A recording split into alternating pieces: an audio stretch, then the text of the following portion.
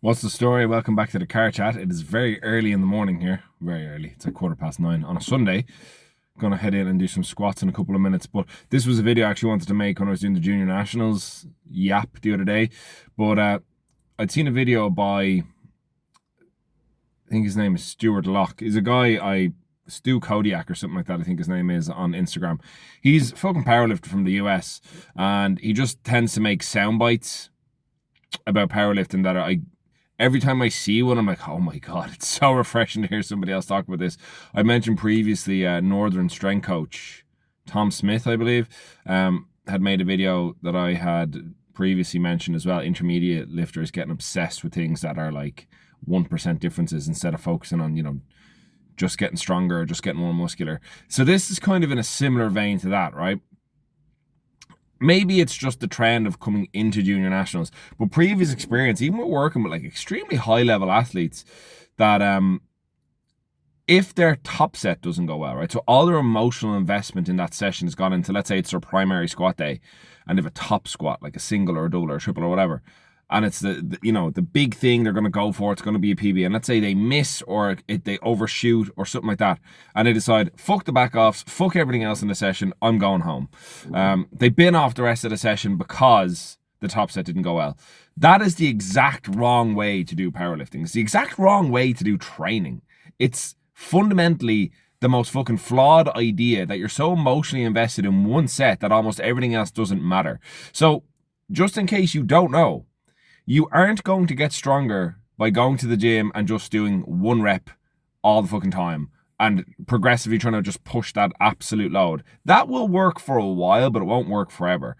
So the thing to focus on is your baseline work. How many good quality reps can you string together at an ever increasing load over X period of time, and how your work capacity increases to be able to manage more load, more repetitions at a lower perceivable exertion, hence why we use RPE.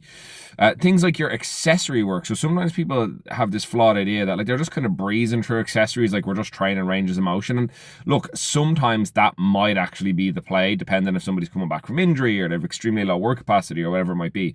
But typically speaking, your accessories are where you can really push the boundaries on near failure to absolute failure to build the most amount of muscle you possibly can. Doing a few sets of machine shoulder press is not going to fuck your bench press the next day. And if it does, your bench press, your endurance or your recovery is probably just shit, right? Now, yeah, at the top end, sure, like you don't want to be running into these unnecessary like potential interferences, but I'm talking about a lifter in a relative off season who is just trying to push things. It's not all about the top set, it's about the absolute workload and how you manage that over the course of a block and how you improve. Sure, if your top set doesn't go well, it's a bummer, right? I'm not saying you can't feel some kind of way, particularly if you're somebody who's really emotionally invested in their lifting. Sometimes your top set doesn't go well, right? And there is a reason to like bin off the session. One might be, for example, if you fucking like, I've had it before where I've done like a top set of deadlifts, and on the last rep it was 265. I was doing like a set of 4, and as I pulled the last rep I felt something really painful in my back. So I stopped and I tried for a few minutes to like just walk around and move as normal, but I had this really extremely bad cramp in the right side of my back. I actually still get symptoms of it the odd time. So like that, I was like, okay, I actually am in a lot of pain right now. I'm just going to leave. So I left the gym, drove home, very bad drive home. I remember I had to pull in and stop for like 10 minutes to move around because my back kept like seizing up. It's hard to do the pedals. And then when I got home, like tried to move around as normal. The next day did some hinging, did some squatting. I eventually got back to training, I'd say like a week later, normally enough. Just had to really pull back on the ranges and the loads of the lower back stuff. But other than that, it was all pretty sound. Yeah, there are potential reasons you could do that, but the main thing to fucking look at is when you're trying to push your top end, right? So let's say you're peaking into a meet, right? And you've pre-planned, I'm going to squat whatever number it is for you, 140, 240, 340, it doesn't matter.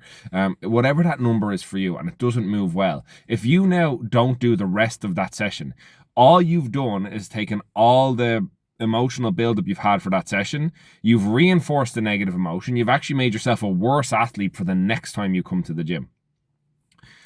So the advice would be, no matter how the top set goes, just get the work done. You might have to pull back a little bit. So let's say you were meant to bench 150 and your back offs were meant to be 125, and the 150 you miss, you got like say your last warm up was 140 and it moved fine. So you pull your down sets to like 110, 115. You'll get the cumulative workload. There might be other extenuating factors that caused you to be a little bit more fucked up that day. Maybe you had a poor night's sleep. Maybe you are getting sick and don't realize it yet. Maybe you've just had a string of higher stress outside the gym that's costing you in the gym at the moment. There's so many things, but essentially all I'm saying to you is when you're in training, focus on the training. Don't worry about just the number on the bar and just what the top set is for Instagram, right? Assume that every set is just as important as every other set, and every cumulative amount of work is going to make you a better athlete down the line. Because remember, it's not the biggest total you put up in training. It's not even the biggest total you put up at your next meet. It's the biggest total you can build, full stop. The most competitive and strongest I ever was, I know you're not asking, but I'm telling you, it was April 2021. I competed at Ab Series 6. I did a 750 total. It was probably, and like all the attempts, bar maybe the bench was a bit tough, but the last squat and the last deadlift, I would say I probably had closer to 770, 775, maybe even 780 that day, just based on everything moved. And the one common denominator, obviously we were mid-COVID, so all I was doing was eating and sleeping and shit like that and training like a motherfucker.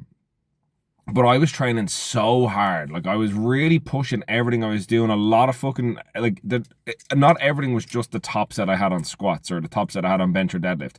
I was pushing everything. You can ask, if you remember Vinny Chung, who has seemingly retired from powerlifting since having a second kid.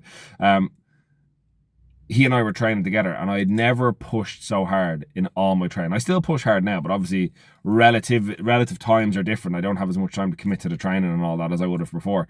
But it was the biggest common denominator. Yes, lowest stressors, easier recovery, but I trained really fucking hard and put a lot of time and effort into that. Whereas I see people come in and, you know, just coasting through their lat pull downs or their side raise or their arm work or their leg work or their core work, just because they've already done the squat and the bench, so now it's yap time. That might be another one, and probably, you know, fuck it, I'll just throw it in here, right? If you're one of these fuckers whose their time in the gym is like tipping it to the 3 hour mark, right? Particularly if I coach you, none of your sessions should take 3 hours, none. And I've watched this happen since I've started working here at Arc Gym, right? My lifters will be in, and there's like 10-minute breaks between sets because they're all just talking shit, like, and like it's great, like the social. I love the social aspect. I'm guilty of a bit of a yap myself, so I'm not pointing any fingers here. You know, for every one finger you point at everybody else, you're pointing 3 back at yourself. It's true. I'm a yapper as well, but that's the thing. It's like, if you are going to be saying like, oh, my sessions take too long, but you are that guy or that girl that's in the gym yapping away for 10 plus minutes in between sets, that's where your sessions are taking long. And then it has to be set, like, yeah, sometimes you might, it's nice just to have the little bit of a social interaction, but if time is a resource and you do want to keep that session time down, that's one thing you can do. So main takeaways, actually, you know, 5 pieces of advice. Fuck it, we're free balling here. 1, don't get overly invested in your top set. It is important, but no more important than the rest of the work. You can't build a peak and a cumulative top end strength if you've no base work done. Again, you can't build a house on shitty foundations. You can't learn you can't fucking learn to sprint without learning to walk. You need to develop that endurance over time. Similar with this, you need to build that baseline work. You've done your repetition work, you've done your accessory work, build as much muscle mass as possible, right? So that's 1. 2 is, so don't overemphasize just your top set. Do all the work. 2 is, no matter how the top set goes, even if you have to adjust the rest of the training, do it all. 3, if your sessions take too long, look at how much you're yapping. And as a way to control for that, set a timer. So that might mean you take 3 to 5 minutes between, you know, last warm up and top set, and then 3 to 5 minutes between each back down. Depending on if you're working on a rack with other people, you just go when it's your turn, but be getting ready. Accessory work, minimum breaks is the best, particularly if you're really low on time. Just bang out things in supersets, take 1 minute breaks, take 90-second breaks if needed.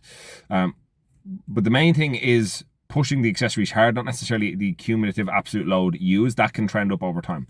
And then the last thing is, when it comes to quality of session and quality duration, and trying to keep the sessions in a way that's going to give you the best results, is don't just track the progress of what you perceive to be an important thing, which is top end weight on the bar, right?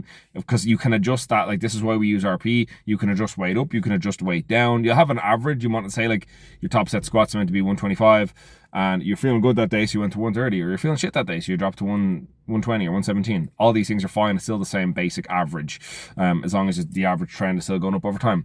But do the same thing with all the other work. If your average trend on all these other lifts is going up, or these other pieces of accessory work is going up, or you're able to add sets or add reps. So if you're given, I like to give people big rep ranges. So say like 10 to 20.